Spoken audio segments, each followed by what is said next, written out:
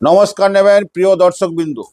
আমি শ্রী সুরজিৎ শাস্ত্রী, আন্তর্জাতিক খ্যাতিসম্পন্ন লেগ স্পেশালিস্ট। 150টা কান্ট্রির মানুষকে পরিষেবা দিয়ে আমার নাম আপনারা উজ্জ্বলভাবে সারা পৃথিবীতে ছড়িয়ে দিয়েছেন। আমি আজকের যে বিষয়টা নিয়ে আপনাদের সামনে তুলে ধরব সেটা অত্যন্ত মজার বিষয়। আমরা পৃথিবীতে যত মানুষ রয়েছেন কিছু না কিছু খাওয়ার সারাদিন বা রাত্রে খেয়ে বেঁচে থাকি। এই খাওয়ারের ব্যাপারে কিছু কথা আপনাদের সামনে তুলে ধরব।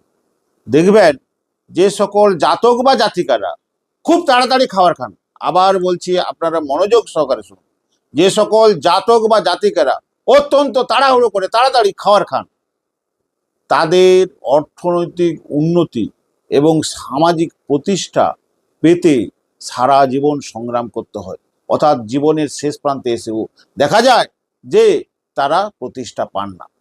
এটা আমি কয়েক লক্ষ মানুষের উপর গবেষণা করে এই সিদ্ধান্তে উপনীত হয়েছি।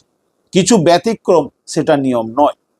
তাছাড়া দেখেছি যারা ঝাল জাতীয় জিনিস বেশি খেতে পছন্দ করে, যারা ঝাল জাতীয় জিনিস বেশি খেতে পছন্দ করে, আবার আপনারা মনোযোগ সহকারে শুনুন, যারা ঝাল জাতীয় জিনিস খেতে সবচেয়ে বেশি পছন্দ করে তাদের জীবন বেশিরভাগ ক্ষেত্রে মোস্ট অফ দ্য টাইম ঝামেলার মধ্যে কাটে এবং অহেতুক ঝামেলা, অযাচিত ঝামেলা, এবং এইরকমই ঝামেলা যেটার সঙ্গে সে হয়তো যুক্ত নয়, সেই ঝামেলা তার আসা উচিতই নয়, বাড়তি ঝামেলা যাকে বলে, অর্থাৎ খাল কেটে কুমির আনার মতো।